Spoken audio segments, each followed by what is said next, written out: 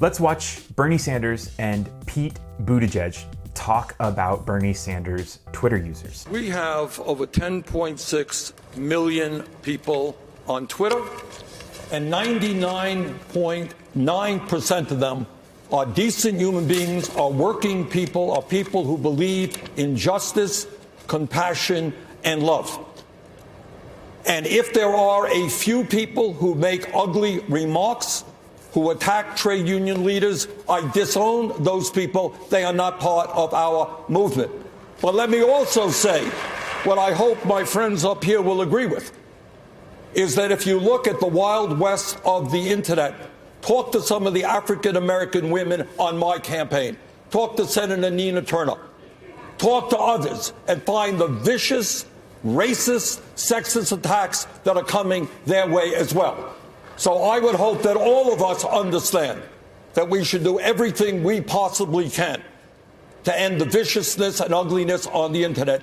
Our campaign is about issues. It's about fighting for the working families and the middle class. It is not about vicious attacks on other people. Senator, when you say that you disown these attacks and you didn't personally direct them, I believe you. Well, thank you. But at a certain point, you got to ask yourself, why did this pattern arise? Why is it especially the case among your supporters? I don't think it is especially the case, by the way. That's just not true. Look, well, people know. Pete, if you want to talk to some of the women on my campaign, what you will see is the most ugly, sexist, racist attacks that are, I won't even describe them here. They're so disgusting. And let me say something else about this, not being too paranoid.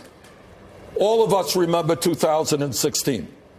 And what we remember is efforts by Russians and others to try to interfere in our election and divide us up. I'm not saying that's happening, but it would not shock me. I saw some of those tweets regarding the Culinary Workers Union. I have a 30-year, 100% pro-union voting record. Do you think I would support, or anybody supports me, would be attacking union leaders? It's not thinkable. But leadership is about what you draw out of people. It's about how you inspire people to act. And right now we're in this toxic political environment. Leadership isn't just about policy. I think, at least in broad terms, we're largely pulling in the same direction on policy. But leadership is also about how you motivate people to treat other people. I think you have to accept some responsibility and ask yourself what it is about your campaign in particular that seems to be motivating this behavior more than others. Because in order to turn the page on the Trump era, we're going to need a president, not just a candidate who can win, but a president who can move us forward. That was a really irresponsible attack from Pete Buttigieg. Mayor Pete, do you know what was in the Mueller report?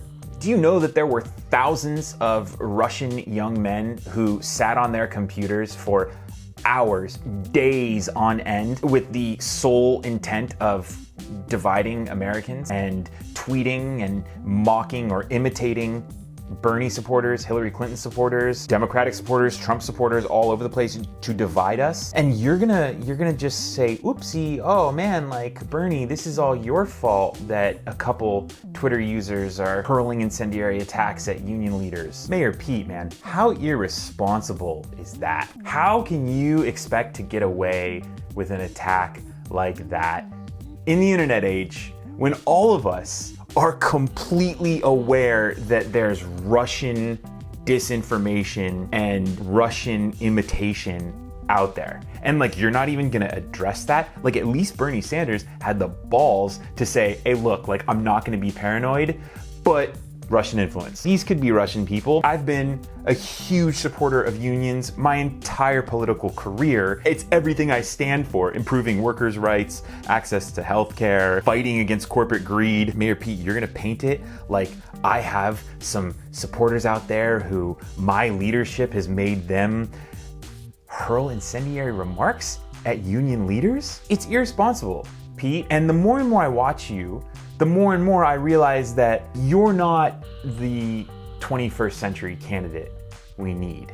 And Bernie Sanders clearly is. Just that in and of itself. If you're aware of the Russian influence that took place in 2016 and that's taking place today, and you watch that, Pete, man, that makes people like myself go, oh man, like I don't want you anywhere near the White House.